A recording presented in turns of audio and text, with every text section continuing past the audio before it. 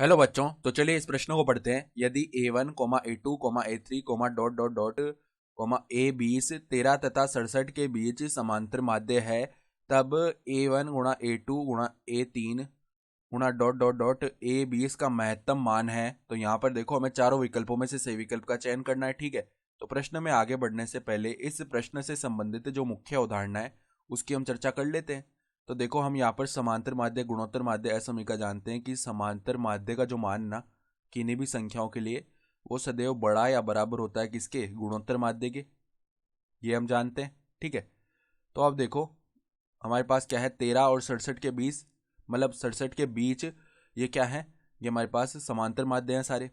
तो अगर हम क्या करें, देखो a1 से लेकर a20 तक ये असमीका लगाएं, तो यहाँ पर देखो a1 प्लस में a2 प्लस में a3, इसी प्रकार ये जुड़ते जाएंगे a20 तक। ठीक है, और बट्टा में कुल कितनी संख्याएं हैं, 20 संख्याएं, तो बट्टा में 20 आ जाएगा।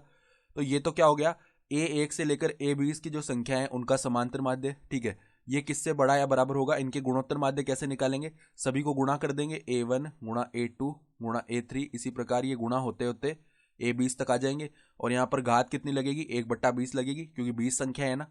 तो ये हमने एस समीकरण लगा दी। अब देखो हमारे पास 13 और 67 के बीच में ये सारे समांतर माध्य है ना, तो ये जो माध्य आएगा ना, ये 13 और 67 के समांतर माध्य के बराबर ही आएगा। ठीक है, यानी कि देखो यहाँ पर अगर हम 13 प्लस 67 बट्टा में 2 कर दें, ठीक है, तो ये मान उसी के बराबर आने वाला है। सही है, तो ये बड़ा या बराबर किसके होगा, a1 a2 a3 dot dot dot a20 तक। सही है, और यहाँ पर घात लगेगी 1/20। तो अब देखो 13 प्लस 67, ये कितना हो गया हमारे पास में, ये हमारे पास में आने वाला है 80।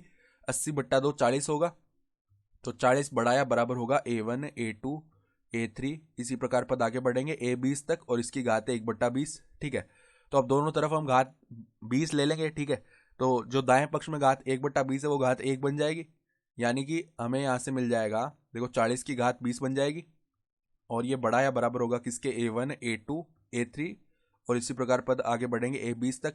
तो हमें देखो इसका महत्तम मान बताना था, a1 a2 a3। ठीक है, तो देखो a1 a2 a3, इसी प्रकार गुणा होते जा रहे हैं पद a20, इसका जो महत्तम मान है ना। ठीक है, तो महत्तम मान के लिए यहाँ पे मैक्सिमम, इसका जो मैक्सिमम मान है यानी महत्तम मान है वो कितना आ जाएगा, 40 की घात 20।